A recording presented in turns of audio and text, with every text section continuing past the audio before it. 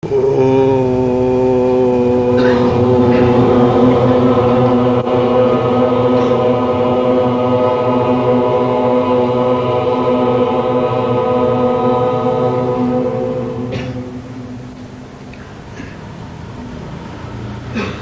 there be peace among all beings of the universe. Let there be peace, let there be peace. Om Shanti, Shanti, Shanti. Namaskar, Namaskar. Welcome to Satsang. We are meeting after 10 days. I have gone to Haridwar, Rishikesh, where most of the time since my birth I have spent most of the time there. And after my trips to States and Europe and other countries, I returned to these places, holy places, to spend my time there. For the last year and a half I could not meet these places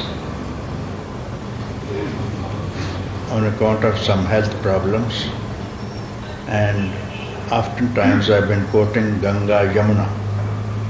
These are the places, are my attachments with them. So some people wanted to know what are these places, and they followed me alongside, and most of the people in the West, they have seen only tourism as tourists. So for the first time I introduced them these places, which are not tourist places but pilgrimages, holy places.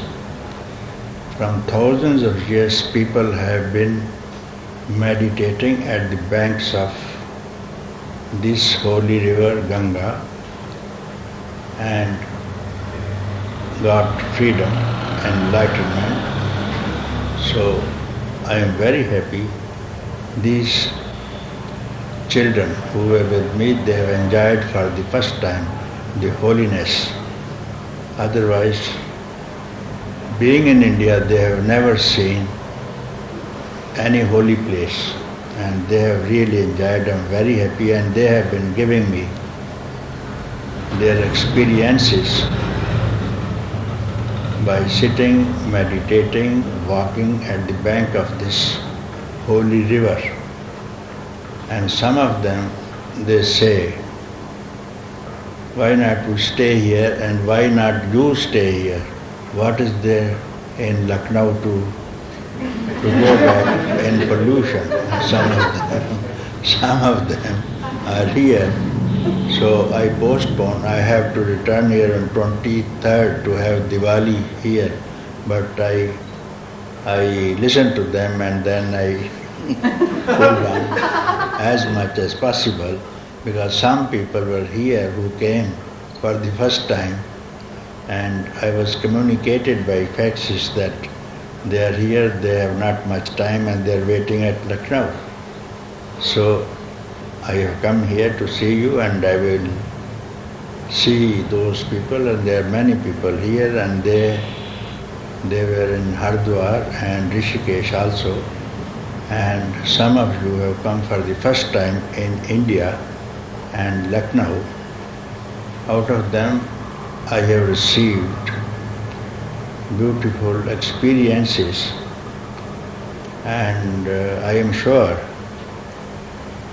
they will not be shy and speak their experiences, because this is the way I listen to them. Because if you even tell me the experience, I speak to them, only the particular person is going to understand, not the next person seated in front of you or next to you will never understand. Therefore, don't be shy. If I speak particular person seated here, 1, 2 or 3 will understand, the rest will not understand because sitting here, their minds are not here. Their minds are where their most beloved thing or person is. So where your mind is, there you live. And if you attend this satsang just for one moment, in whole span of your 90 years or 100 years even, 100 years span of life, if you spend just 1 second, you are free. And in Lucknow, the people are coming here, and let me tell you what's going on in Lucknow. There's no teaching here and no preaching. Some people who have gone from here on their own accord, they have spreading this message in the West. And their friends have been happy to listen to them, and they are here. So I tell them what's going on here. I am not going to give you any teaching, no method, no process. I am just reminding you that you are already free. If you don't believe, then you have to practice. If I tell you you are already free and you have a doubt, the next best is practice. What's that practice? Meditation. How? Always meditate, constantly meditate, waking, dreaming, sleeping, walking, sitting, standing, eating.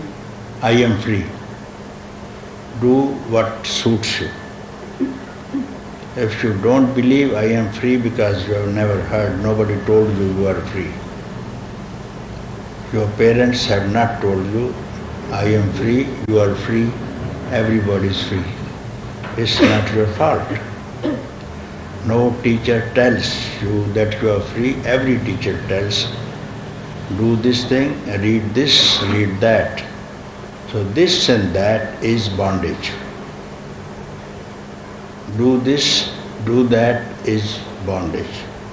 Anything that you do, you have to do physically, mentally, vitally. These are the processes that you have to use.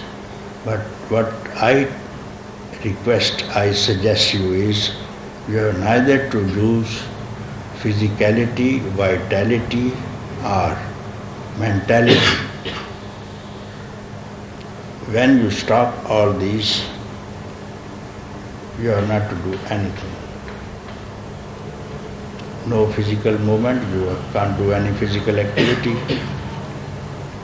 No thinking, not even breathing. So these are 3 things that you can maximum do, but I don't tell anyone to do this thing, just keep quiet. So this is no activity. And when you don't allow your mind not to do anything, not to think about anything of the past, last moment, you can just imagine who could you be. When you think, you are past. When you don't think, you are free. So that's what I introduce you what's happening here. No teaching, no preaching, not doing anything, just keeping quiet, which is your nature, ultimate nature, from where you come from and where you have to return to. Why don't you think that I am already therein? So when you think that what I am, I have been, I would be, so you have to somehow understand. By understanding, I don't mean that you have to understand. I cannot have any other word. Not understand by mind. So you have not to use even your mind. Do not give rise to any thought, any mind. So there is no difference between no mind, enlightenment, silence, or maunam, or call whatsoever. If you don't give rise to any thought whatsoever, just for 1 second, 1 moment during the whole span of your life. So all process, all what you see about this suffering, tensions, world, heavens and hells and fears, instantly false. And this is your own projection.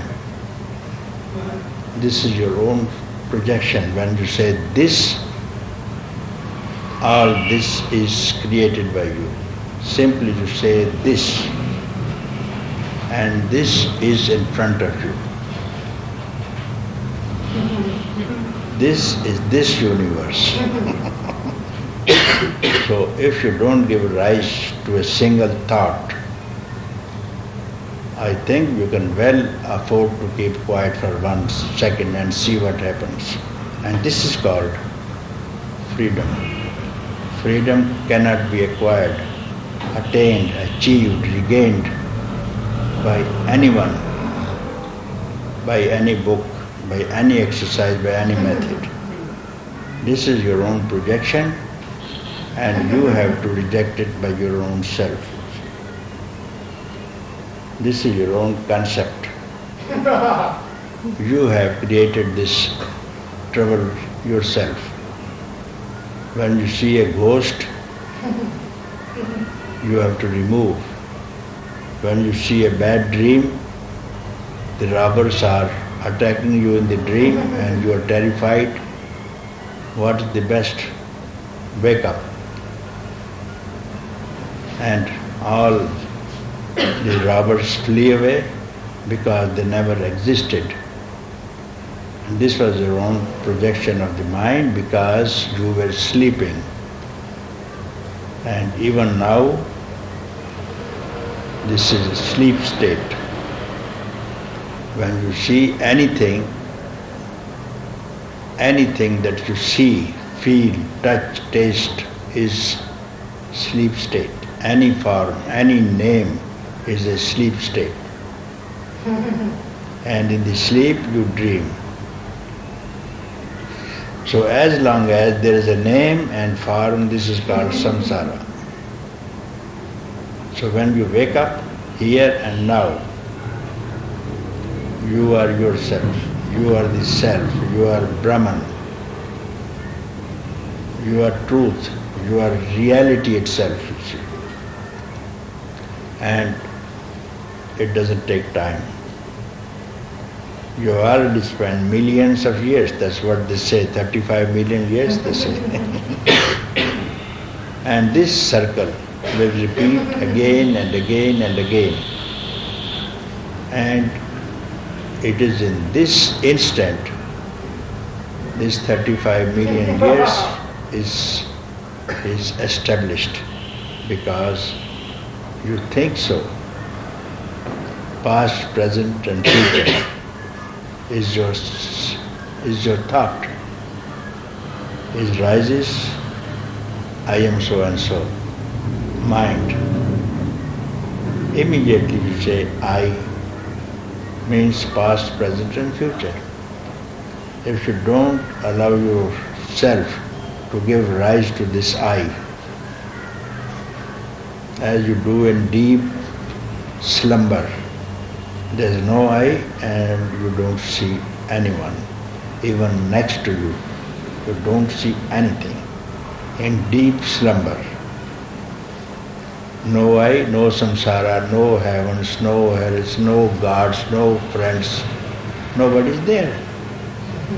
So when you see anything, any name, any form, that is called samsara. And when you don't see name and form, this is called nirvana. Nirvana means moksha, your own self, and it depends. If you, whatever you choose, so it becomes. If you want to enjoy, this is samsara. If you are troubled, keep it aside and say, I am free. It doesn't cost you anything. If you like it, stay as such. If you dislike it, you are free. And perhaps you have never tasted this peace which we speak about. No one has tasted it. Only we have tasted the friction of the senses and we love it. And it changes. Whatever changes is not worth keeping, worth being attached to. So how about that changeless on which these changing things are dancing? Have you ever looked at it? There must be something which is not moving on which everything moves. Earth is moving, everything is moving in the world on which is the hub, on which the car is moving. Which is this on which this universe is moving? Which is that on which the mind is moving? And this can be seen when you like to see it. Immediately you will recognize your own being. Then you will like, really you will love it, because it is long time that you have visited this place. Therefore, we had the taste of it. Therefore, we are wanting enjoyments, but we do not know. We are trying here, there, and rejecting this thing and choose another one. Why this change? Because the things are fading out and we want something permanent. We pick up another thing. That also fades away, dies, disappears. Then we pick up another thing. Anything that changes is not worth being attached to, not worth loving, will not give you eternal rest.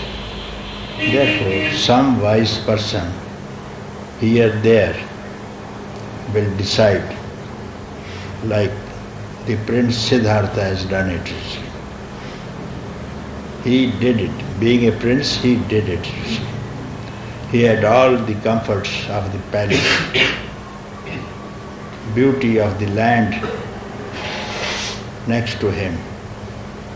But he rises up, he decides, I have to be free of old age, disease and death. And these sufferings he avoided. He could avoid, and he is leading everybody, all the world. He took us to that which gives us peace. He experienced himself. And later on, this Siddhartha, the prince, becomes Buddha. And he told us that Buddha nature is in all of you. Don't be shy. Don't be shy. Spend 1 second on it. He must have sat under the Bodhi tree for a long time, as the people say, but I don't believe. It doesn't take that much. Only when he kept quiet, because Ananda asked him, Master, what's your experience? He kept quiet because he could not mention it. He could not describe it. It must have taken the same single moment. And for that reason, he went 6 days around that Bodhi tree in gratefulness, where people all over the world go to Bodh Gaya and sit under the same Bodhi tree, even now, to get peace. Look at the vibration even of that Bodhi tree where one enlightenment got peace, is still vibrating peace, and people all over the world are taking leaves, dust, and take home for the sake of peace, and everybody is having at least one leaf. All those people who return, they come with one leaf, or even the saplings, or even the dust. So this is the vibration that even one man is responsible to give peace to the entire world. Otherwise, we know we humans, we cannot stay together in peace. We kill each other. And this is we call, we are very super race. We are not in peace with each other. Therefore, to be peace, not only with our own race, with our community, even with the animals. I hear when Buddha used to walk in the forest, even the tigers, elephants, hare, wolves, the deer, they followed him behind, losing who they were. This was the tremendous effect of his love that spread even in the animals, you see. So find out first peace within your own self, and then this, you need not speak from your mouth. Someday this will work, even if you don't speak. My master never spoke. He was quiet, like a mountain. All the world went near him and is still there. And this is the beauty of silence.